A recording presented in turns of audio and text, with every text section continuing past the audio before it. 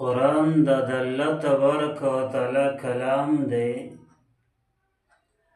او د کوم یو انسان تعلق او نسبت او محبت چې د قرآن سره پیدا شي د الله تبارک و تعالی د کلام په تمامو کتابونو باندې اعلی دی. نو دغه انسان هم الله تبارک و تعالی اوچت مرتبه ته رسی د قرآن د نسبت، د قرآن د تعلق او د قرآن د محبت د وجې ځکه د انسان د قرآن سره نسبت پیدا کو، دا نسبت د ډیر اعلی دی ځکه د الله تبارک و تعالی د کلام سره د نسبت او تعلق دی او محبت دی. د هغې د وجې نه الله تبارک و تعالی د دې انسان مرتبه اوچتوي. نو کله چې یو انسان اراده د دې خبرې وکړي چې زه د الله تبارک و تعالی د کلام تلاوت کوم او دې اراده د دې خبرې وکړي، نو په دې اراده باندې هم دته نیکۍ میلاویږي او بیا چې کله دې اودس چرندام وکړي او بیا د کور نه را روان شي او دې دا یو قدم د قرآن دپاره اوچتوي، نو الله تبارک و تعالی د ده د یو قدم د اوچتولو سره د ده درجات بلندوي. د انسان ته الله رب العزت په دې یو قدم باندې داسې درجه ورکوي چې هغه د انسان په تصور کې نه راځي، ځکه چې ده دا قدم اوچت کړی د الله د کلام دپاره دی. ده دا قدم اوچت کړی د الله د کلام د ویلو دپاره دی.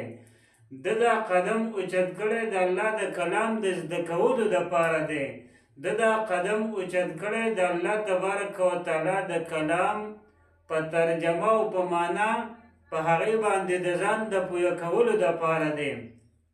نو د هغې د وجې نه دې انسان ته الله رب العزت یو مرتبه ورکړي او هغه مرتبه داسې ده چې هغه بیا د ختمېدو نه ده. دا یو داسې ډګري ده چې دا تاله د مرګ نه وروستو هم پیدا درکوي او تا دا ډګري چې دی نو د قیامت په ورځ باندې د جهنم د اور نه هم بچ کوي. کومه ډګري چې د قرآن ده، دقه قرآن به د قیامت په ورځ د دې انسان په باره کې سفارش کوي، وی به چې کریمه ربه دې انسان ګرمۍ ته نه دي کتلي، دې انسان سړځۍ ته نه دي کتلي، دې انسان تکلیف ته نه دي کتلي او په هر یو ټیم کې به یې ماله ټیم راکوه زما تلاوت به یې کوم، زه به یې یادولمه، زما په معنا او په تفسیر باندې به یې ځان پویه کوم.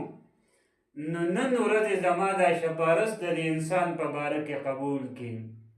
چې په خپله باندې سوچ وکړئ چې د الله کلام الله رب العزت ته ودرېږي او د الله نه د یو انسان باره کې سفارش کوي، نو دا سفارش په نه قبلېږي. دا داسې سفارش دی چې دا قبول شوی دی.